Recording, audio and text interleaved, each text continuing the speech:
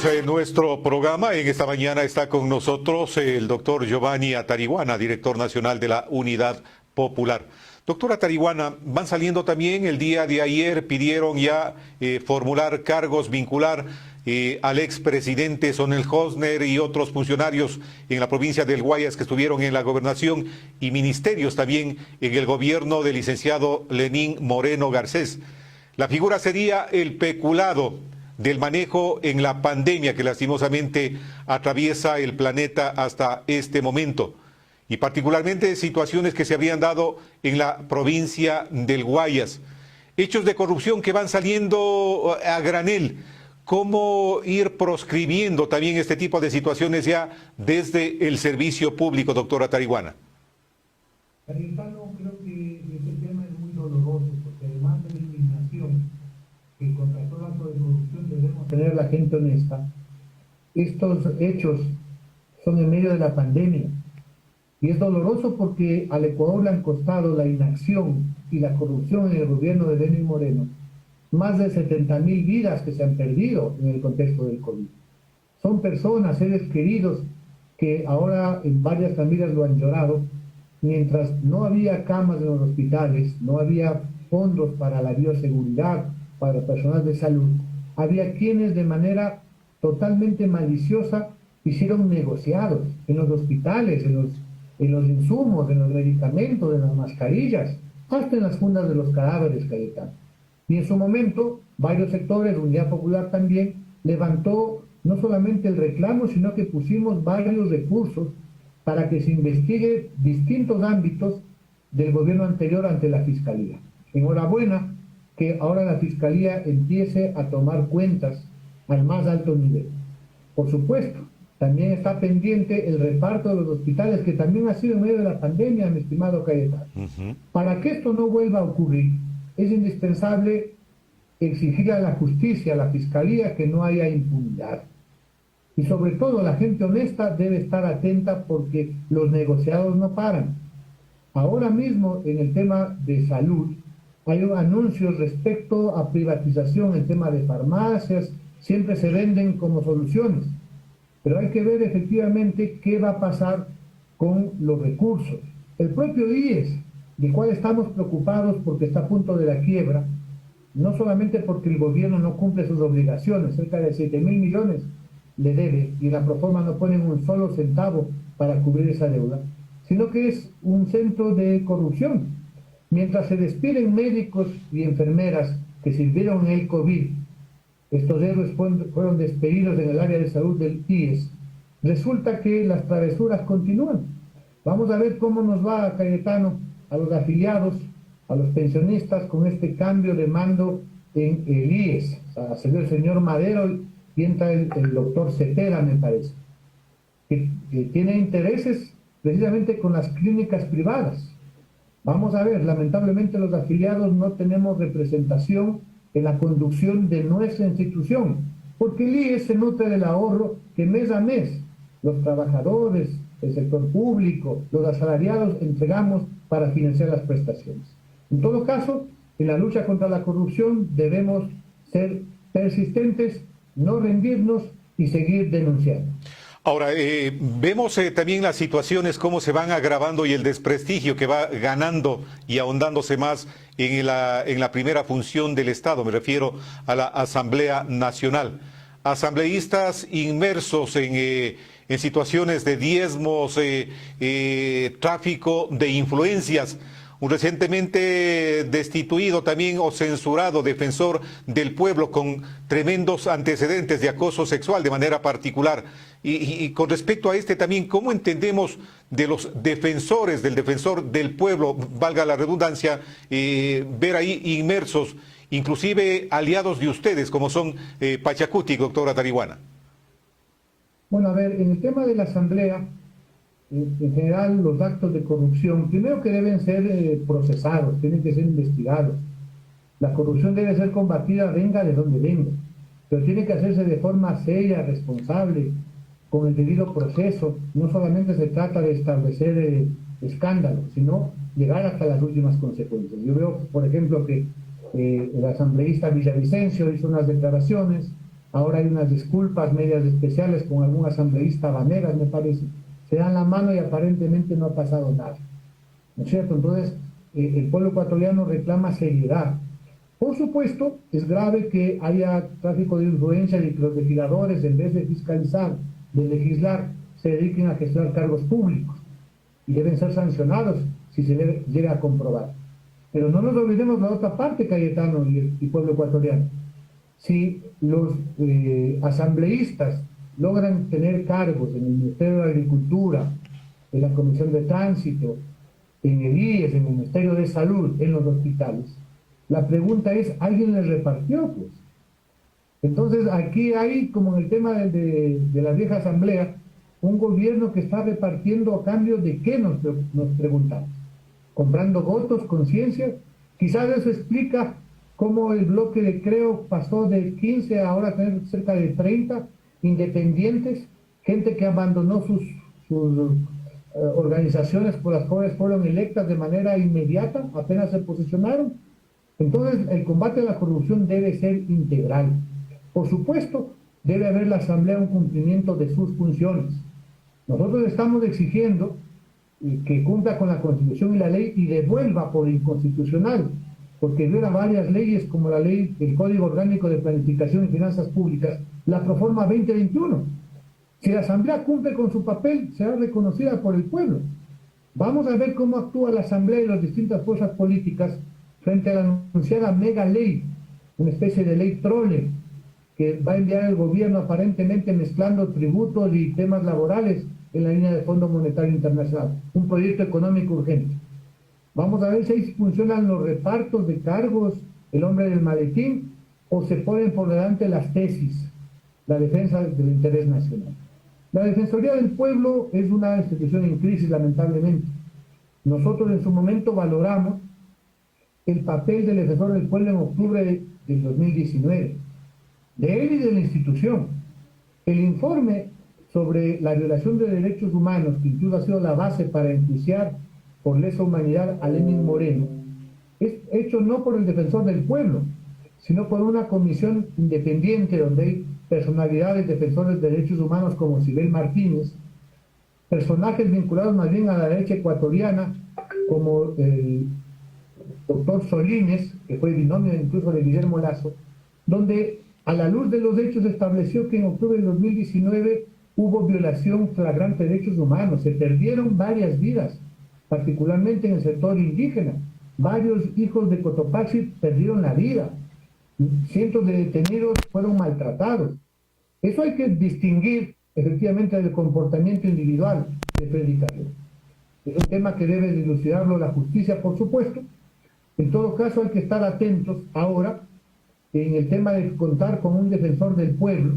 Esperamos que el Consejo de Participación no se equivoque y nombre una mujer o un hombre que tenga las credenciales para defender al pueblo, para hacer defender la Constitución y los derechos de la población. Por supuesto, en ese marco vamos a estar atentos porque se requiere siempre, en cualquier circunstancia. Fue necesario en el gobierno anterior, usted recuerda, había un defensor del pueblo que era empleado de Rafael Correa, y cuando se cerraban los medios de comunicación, cuando se perseguían a los 10 del Uluncoto, a los indígenas de Saraguro, guardaba no solamente silencio, sino avalizaba la represión. Eso no puede ocurrir en la actualidad. Permítame, doctora Tarihuana, vamos a desarrollar una corta pausa. Se integra también ya con nosotros, superado inconvenientes de internet, nos decía el ingeniero Rodrigo Gómez de la Torre. La pausa correspondiente, volvemos con más en esta mañana. No se vaya.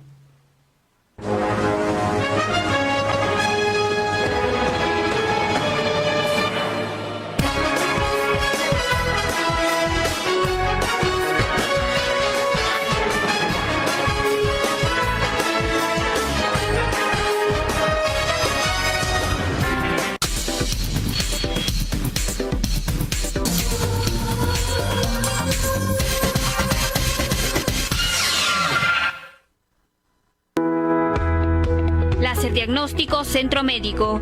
Estamos trabajando en beneficio de tu salud y la de tu familia. Nueva infraestructura, con equipos de última generación para una mejor atención médica especializada. Radiología y laboratorio clínico patológico. Te esperamos en la calle Sánchez de Orellana, 1180 y avenida Rumiñahui. Teléfono 280-9294. Láser Diagnóstico Centro Médico. 14 años al servicio de la comunidad. ¿Sabes lo que necesita la persona para crecer?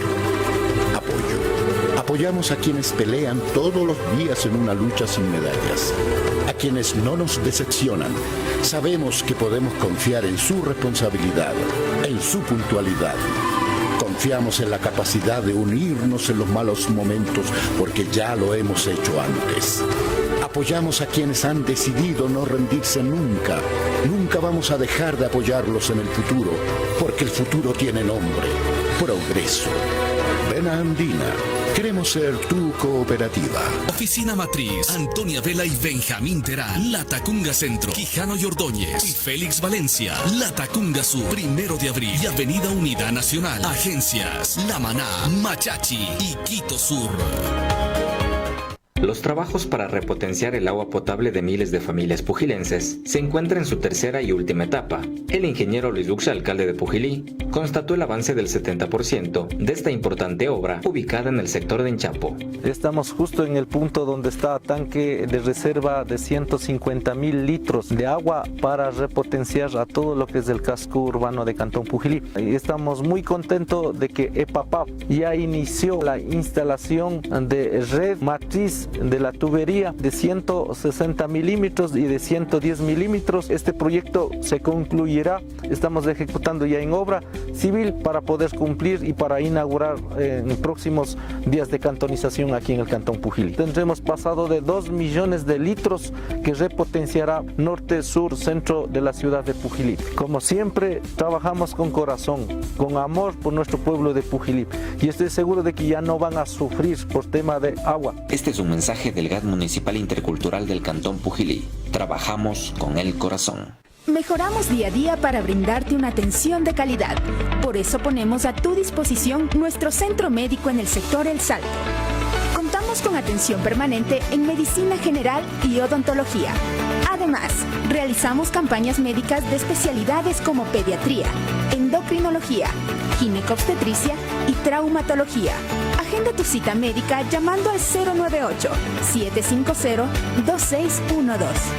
Atendemos de martes a sábado de 7 a 16 horas en el patio de comidas del Mercado Cerrado El Salto.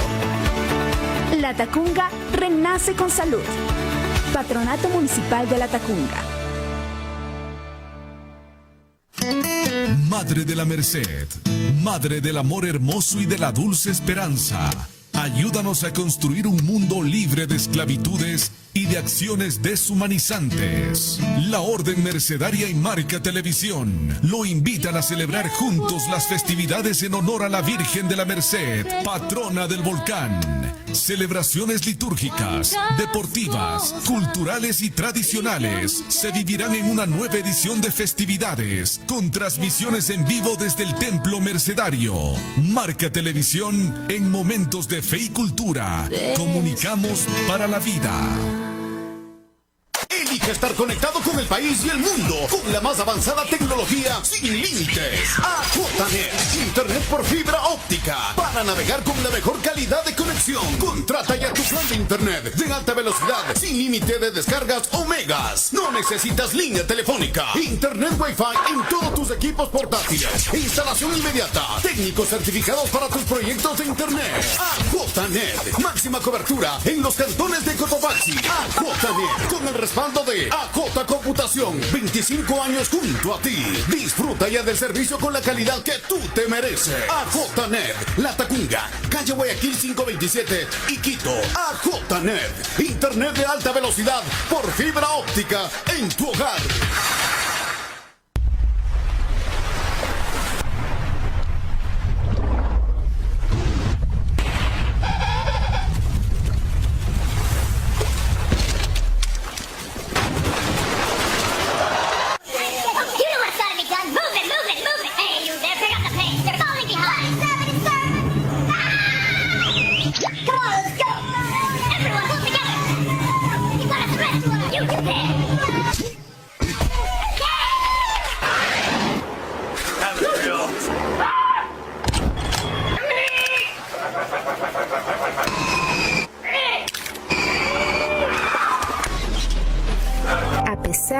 crisis, nunca pierdas la esperanza. Cuídate y sigue adelante. Protégete y apoya a los demás respetando las medidas de bioseguridad y distanciamiento. Clínica Veterinaria Mi Mascota cuenta con quirófano de última tecnología y personal altamente capacitado. Clínica Veterinaria Mi Mascota, una verdadera clínica. Necesito ir de relax, pero quiero quemar adrenalina. Quiero ir seguro y bien equipado. Busco asesoría, stock en repuestos y el mantenimiento que garantice mi compra. Casa Comercial Victoria pone a disposición bicicletas en las reconocidas marcas Dian, Marin, Kawasaki, GTI y otras en rines del 12 al 29. Todas las tallas con componentes Shimano y listas para la práctica de su deporte favorito. En Casa Comercial Victoria usted encuentra bicicletas para la recreación familiar, inclusive para el ciclismo de alto rendimiento, a los precios más bajos del mercado. Se aceptan todas las tarjetas de crédito. En La Tacunga visítenos en las calles Antonia Vela y Pastaza, esquina, sector del Distrito de Educación.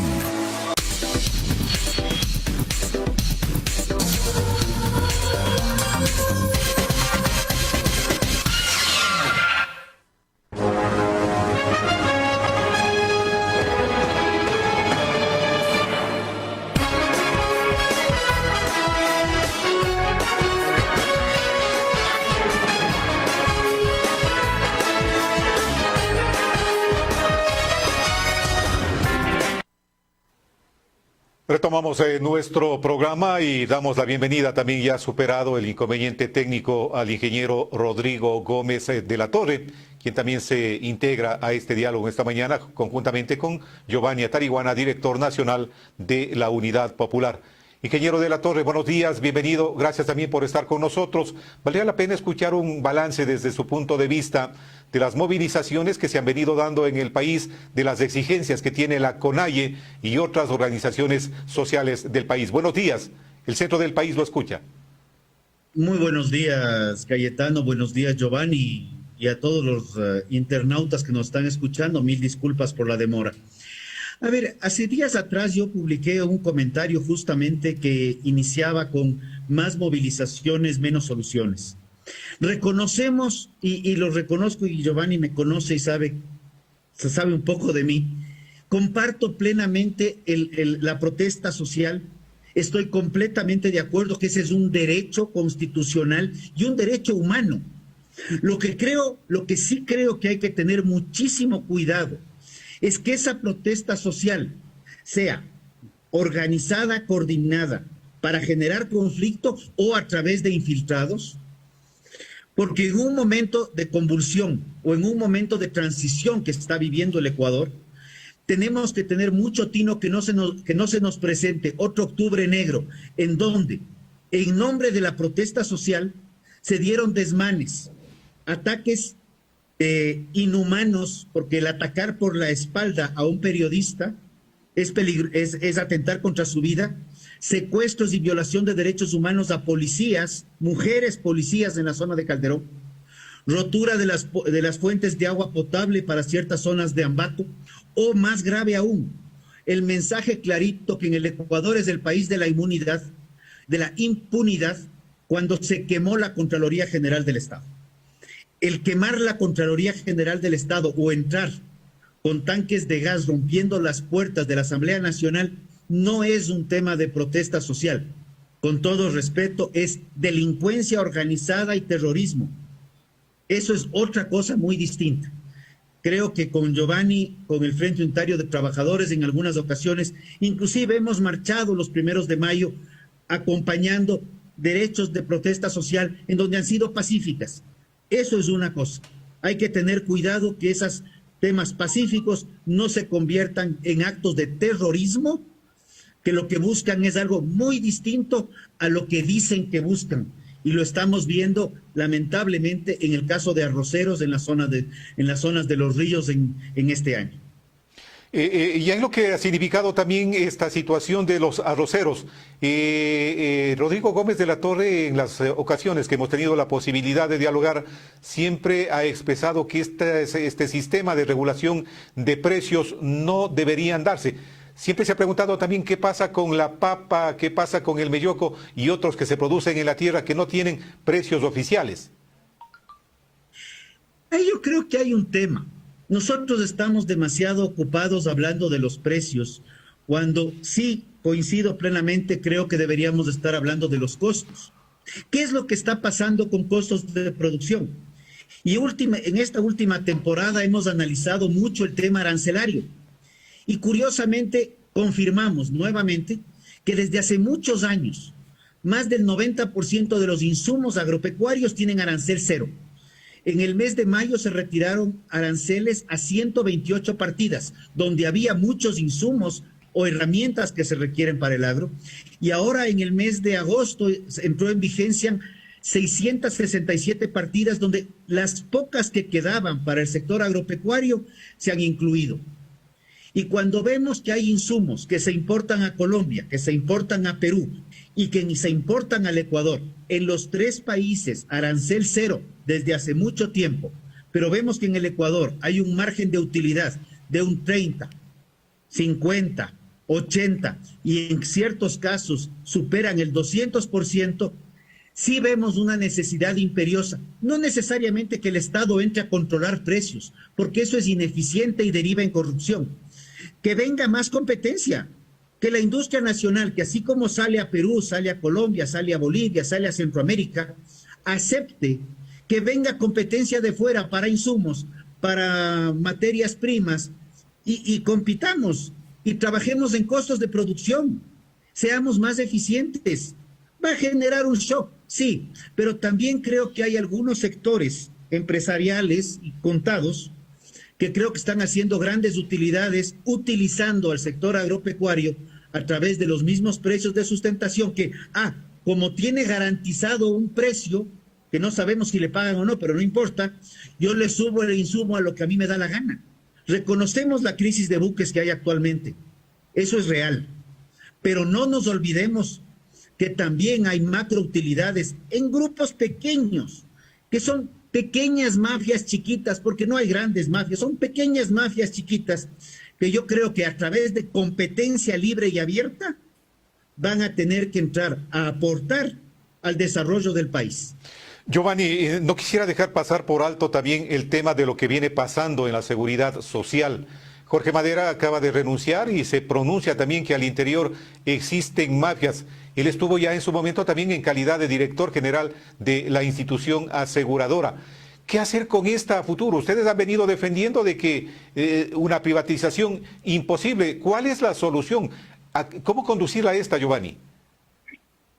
Un saludo a Rodrigo. Hemos compartido varias veces debates, varias veces contraponiendo ideas, pero nos hemos unido en la defensa de la libertad y hemos estado en las calles enfrentando el autoritarismo y la corrupción. Eso es importante.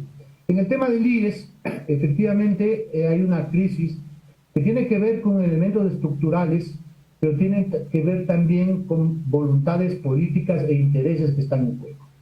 Yo quiero llamar la atención que en esta proforma presupuestaria, la que está en debate en la Asamblea, el gobierno pone $0, ni un centavo, respecto a la deuda que legalmente tiene con la salud por la prestación de atención a los jubilados y a las enfermedades catastróficas. Es decir, la deuda que se calcula entre pensiones y salud es cerca de $7.500 millones por parte del Estado. Tú recuerdas que en el ámbito de Correa hizo una ley para eliminar el 40% de aporte del Estado a las pensiones jubilares. Eso perjudicó enormemente al IES, pero la lucha de los trabajadores, las demandas que presentamos, la Corte Constitucional nos dio finalmente la razón. Y es obligación del Estado, efectivamente, cumplir con esas pensiones. ¿Qué pasa ahora en la proforma presupuestaria? El IES requiere, para cumplir este año 2021, $2.000 millones. Y el gobierno está en la proforma apenas 1.400 millones. Es decir, 600 millones de déficit. ¿Qué significa eso? Que el fondo de pensiones va a seguir descapitalizándose. Entonces caminamos a un colapso. Si le sumas el tema de la corrupción, y es grave lo que ha dicho Madero, el tema de las mafias, en el tema de medicinas, vimos en el tema de la pandemia, también seguramente encargos, etcétera, requieren una auditoría de los fondos de los trabajadores, de los afiliados, que somos los dueños de la seguridad social. Lamentablemente, los afiliados hace años, hace décadas, prácticamente no tenemos representación en la conducción de esa institución. Resulta que los mayores deudores que del Estado son los que están tomando la decisión. Quien va a dirigir el IES prácticamente durante un año hasta que se habilite el tema del veto va a ser el representante del Ejecutivo, como fue en el pasado el de Lenín Moreno o el de Correa. Pero también hay una mora patronal, cerca de 1.500 millones de dólares de los patronos de la empresa privada que no cumplen la obligación, en este caso con la seguridad social. Las alternativas tienen que ser, por supuesto, un gran debate nacional sobre la seguridad social para que se cumpla su función, para que se atiendan las prestaciones, para que se cumplan las obligaciones estatales, para que se combata la corrupción, pero por supuesto, el BIES, mejor dicho, es el primer banco nacional. Tiene un capital, me parece, sobre los 23.000 millones de dólares. Es decir, hay unos fondos que son apetecidos por grandes intereses y que ven en el modelo chileno, el que fracasó, el que luego de 20 años estafó a los trabajadores chilenos y ha sido una de las causas de la movilización social. En todo caso, hay que abrir ese gran debate nacional, debe haberse reformas a la ley de seguridad social y debe exigirse al Estado cumpla sus obligaciones. Rodrigo, no quisiera dejar pasar por alto, y aprovechando también el diálogo en esta mañana, la gobernación de la provincia de Cotopaxi en torno a una serie de movilizaciones también que el sector de pequeños productores lecheros lo han hecho en estas últimas semanas acá en la provincia de Cotopaxi. El día de hoy sociabiliza a través de los medios de comunicación el lanzamiento de una guía de movilización de leche cruda. Esto con el afán, dicen, de hacer respetar los precios oficiales. Esto permitirá este tipo de control, una guía de movilización que no consta en ningún documento, pero como iniciativa y plan piloto nace en la provincia de Cotopaxi. ¿Es acertado el asunto, Rodrigo? A ver, punto uno, quiero topar algo lo que menciona Giovanni. El IES pertenece a los afiliados. El IES pertenece a quienes aportan, patronos y empleados y trabajadores. Por ende, hablar de una, entre comillas, privatización del IES es un sinsentido, con todo respeto. ¿Por qué? Porque el IES es una entidad que es creada por ley, sí, pero es de derecho privado. Es una entidad de los privados, porque los trabajadores son sector privado. Los empleadores son sector privado, que más bien, el que no sabemos qué pito más bien toca muy con fuerza, es el Estado. Ese es el otro problema. Porque además, como Giovanni lo dice, si bien hay deuda desde los empleadores, y es una deuda que se ha gestado antes de la pandemia, sí, pero en la pandemia se consolidó muchísimo, porque hay gente que con suerte está defendiendo empleos, sosteniendo la actividad sin tener liquidez para cubrir valores. Eso de ahí quiero ser enfático. Pero el Estado, la deuda de Correa es pavorosa, lo del 40%, y es más pavoroso la resolución de la Corte Constitucional que dijo, esa norma es inconstitucional, pero solo a partir de ahorita, porque los 3 años anteriores, cierto, ahí se ha de haber sido buena. Con respecto a la guía de movilización, la guía de movilización de productos está vigente desde hace varios años en el Ecuador y la tienes para todos los productos desde el servicio de rentas internas. ¿Ya?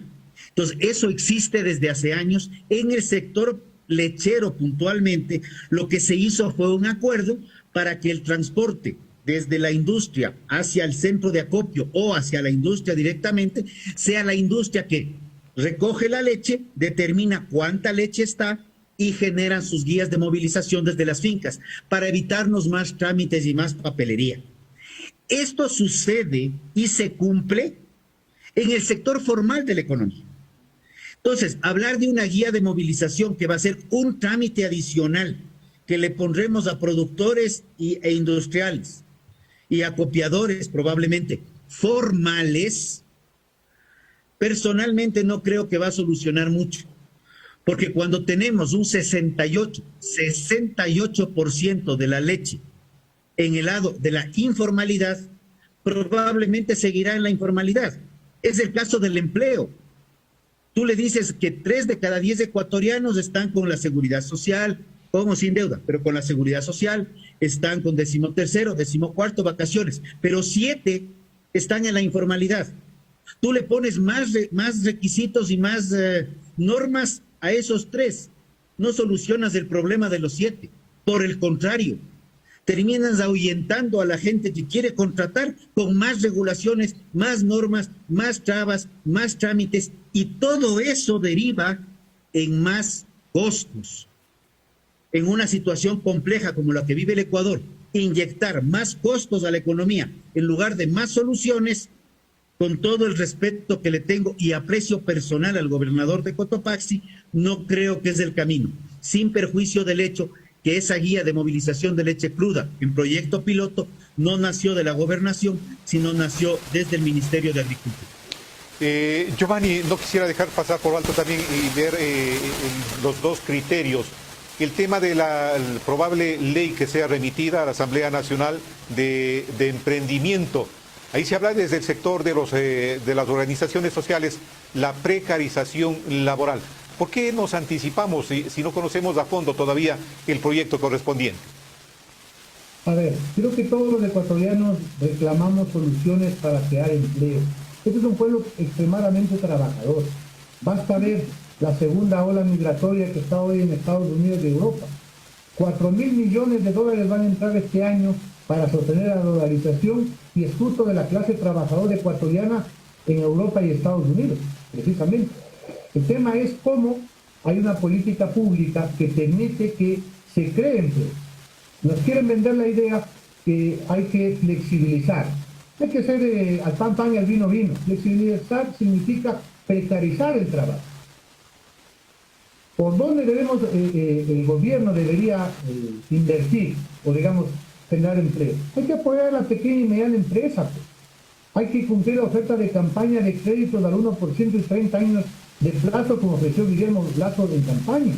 Hay que bajar las tasas de interés de la banca privada. Yo decía, se proyecta este año una ganancia de la banca privada de 350 millones de dólares de utilidades netas. Es decir, no a todos nos ha golpeado de forma igual la pandemia. Entonces deberían bajar las tasas de interés. Es imposible, digamos, es muy difícil emprender en este país con tasas de las pymes en el 12%, para no hablar de los microcréditos que llegan hasta el 30%. Es decir, en dolarización eso es totalmente absurdo. Debe haber estímulos. ¿Qué tal si somos un país que tenemos superávit en generación de energía eléctrica?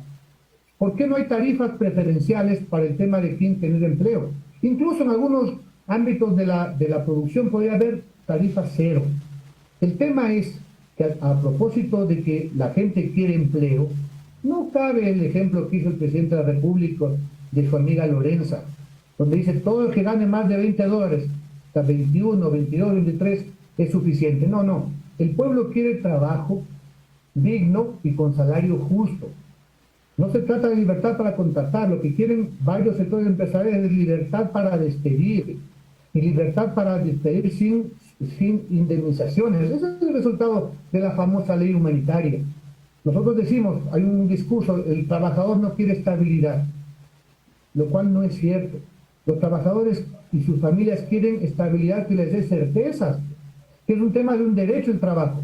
Pero adicionalmente, si doña Lorenza tiene un trabajo digno con salario básico y tiene estabilidad, Lorenza puede ahorrar, planificar su futuro, puede endeudarse, porque sabe que tiene de aquí 4 o 5 años las posibilidades y acreditarse para comprar su vivienda, para comprar sus electrodomésticos. Por esa vía se mejoran las condiciones de vida de las familias y se reactiva la economía. Entonces, nosotros decimos, debe haber un debate efectivamente abierto. Lo que pasa es que el gobierno, es decir, al igual que en el tema tributario, varios de sus voceros votan una parte, otra parte, etcétera. Bueno, habrá la oportunidad, ya con el texto de por medio, la famosa mega ley que han anunciado, mezclando tributario y laboral, de discutir los artículos.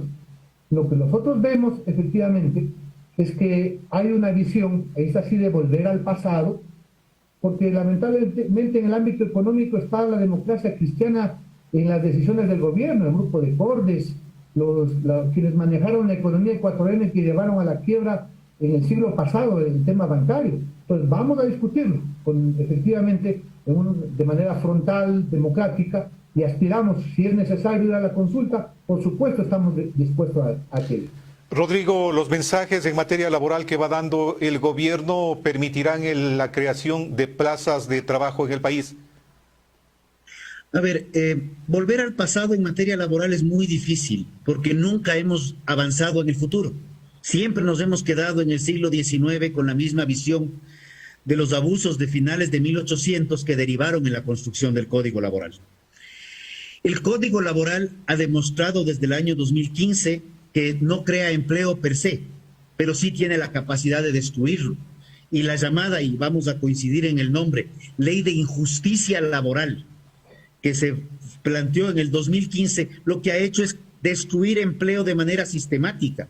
Que la pandemia le completó, sí, pero el 38% de empleo pleno teníamos ya en diciembre del 19, y las proyecciones de la Organización Internacional del Trabajo determinaban que para el 2020, sin pensar en pandemia, se podían perder un 2 a 3% adicional. O sea, hubiéramos cerrado el 20 con un 35% de empleo pleno. La pandemia lo que hizo fue acelerar el proceso al 30%. ¿Qué planteamientos están haciendo de lo que se conoce? Primero, tener un emprendedor que arranca su emprendimiento, le pone plata, billete, esfuerzo, le mete 10, 12, 15, 18 horas de trabajo para sacar adelante su proyecto. Porque eso es real, Giovanni. Eso es lo que pasa en el emprendedor. Y tiene pánico, no miedo, pánico de contratar a alguien. Porque el momento que contrata y no sabe si su emprendimiento va a salir adelante o no, a los 92 días, 91 días, ya entra un contrato indefinido con una estabilidad mínima de 3 años y no sabe si va a quebrar en un año. Y además de la deuda, el esfuerzo que le puso, todo lo que arriesgó en patrimonio, entra con una demanda de despido intempestivo cuando quebró. El 85% de los emprendimientos caen antes de los 2 años, antes del año 8 meses. Entonces, tener una flexibilidad, y sí, la palabra es esa, una flexibilidad para que hasta los 3 años pueda tenerse una herramienta de que no se retiren derechos laborales, 13º, 14º, desahucio, vacaciones, seguridad social, pero que si en caso termina el emprendimiento antes de los 3 años, no se considere despido intempestivo, es justo. Este fue un acuerdo del Consejo Nacional de Trabajo y Salarios con los sindicatos laborales en el 2019. El tema de la jubilación patronal, que no se la quiere eliminar, se la quiere modificar con un periodo de transición. En este momento, para poder acceder al derecho de jubilación patronal, tienes que haber cumplido 20 años de trabajo con el mismo empleador. Y sabemos que mucha gente la retiran o se retira a los 19, 18 años. Pero también sabemos que la estabilidad laboral actualmente en el país, de acuerdo a las estadísticas, es de 5 años. La gente está cambiando de trabajo en promedio entre 4, 5 y 6 años. Sí, a los 5 años están cambiando. O sea, no están esperando llegar ni siquiera a los 10. Entonces, crear un fondo de jubilación en el cual se aporte desde el día 1. Y si el trabajador tiene 20 empleos, por la razón que sea, se me ocurren 20, para irme a un extremo, ese fondo lo tiene ahí permanentemente. ¿Cómo aportar? Si solo aporta el uno, solo aporta el otro, si aporta de forma conjunta. Ese es un tema de debate. Pero también pensemos que con la realidad actual, si entraste a trabajar a los 20 años, para hacer números fáciles, y seguiste trabajando hasta los 45 años, ya cumpliste 25 años para tener un fondo de jubilación válido, pero a los 45 años estás pollito para seguir trabajando, pues. Estás pollito, la expectativa de vida está en 83 años actualmente en el Ecuador. O sea, ya no es como era hace 60, 70 años que la expectativa estaba en 53 años. Me parece completamente válido. ¿Y por qué? Respetando las 40 horas a la semana, respetando las 40 horas a la semana. Poder distribuir las 40 horas de otra forma.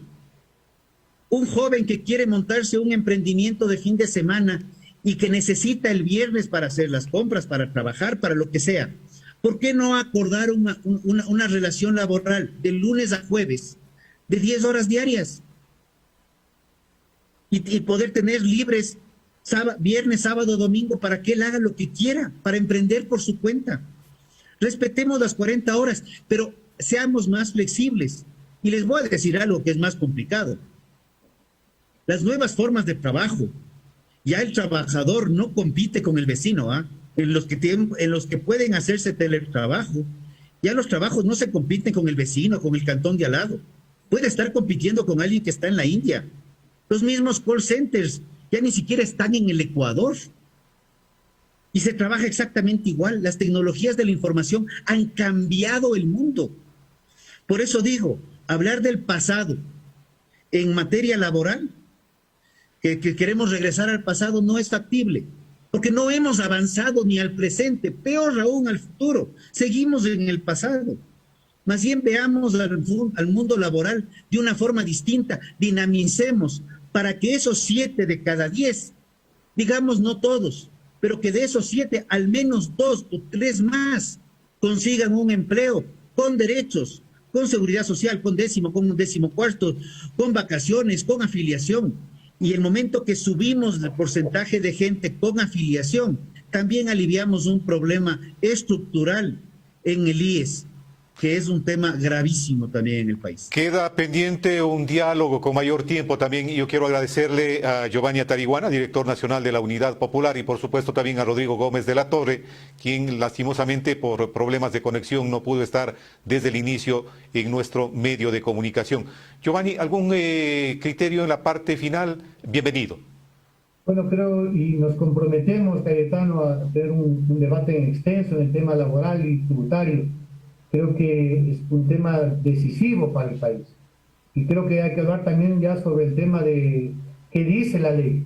De buenas intenciones está enterrado y camino al infierno, dicen, ¿no es cierto? En todo caso, digamos, el tema es que el pueblo está reclamando soluciones.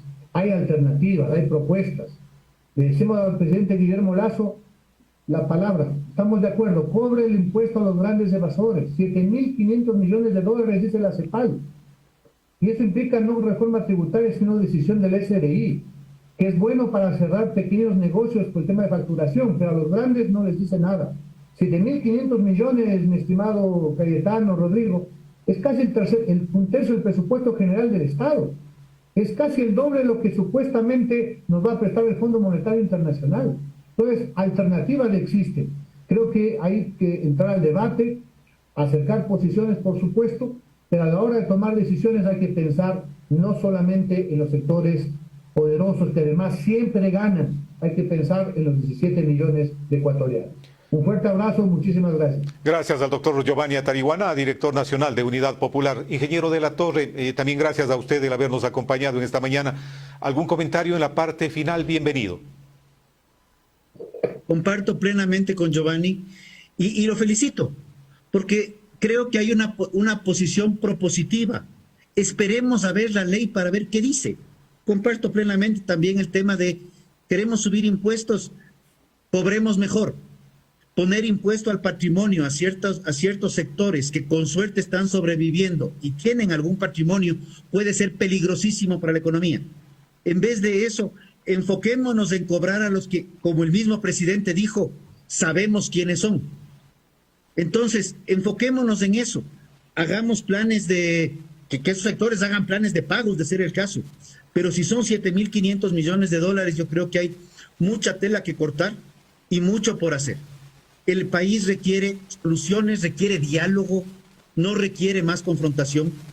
Y no creo que el diálogo se va a dar en función de chantajes. Vengan de donde vengan. Por el tema y esto de aquí sí me enfoco particularmente en la CONAIE, que ha dicho que si no es como ellos dicen, se van a otro octubre negro. Por favor, el octubre le costó al país 830 millones de dólares, según datos del Banco Central del Ecuador. creamos en el Ecuador de oportunidades, creamos en un Ecuador diferente, hablemos de diálogo y no vamos a estar de acuerdo. Tengamos presente que el mejor diálogo, el mejor acuerdo es donde ninguna de las dos partes sale contenta, porque los dos tuvieron que ceder, pero el país les va a agradecer.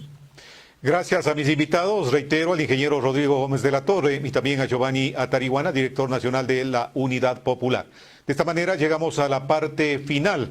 Gracias a ustedes el habernos permitido ingresar en sus lugares, a quienes nos siguen a través de canal número 9, a TV Cable acá en el centro del país y en nuestras plataformas a través de www.marcacomunicaciones.com. Volveremos el próximo día lunes. Un bonito fin de semana. Felicidades.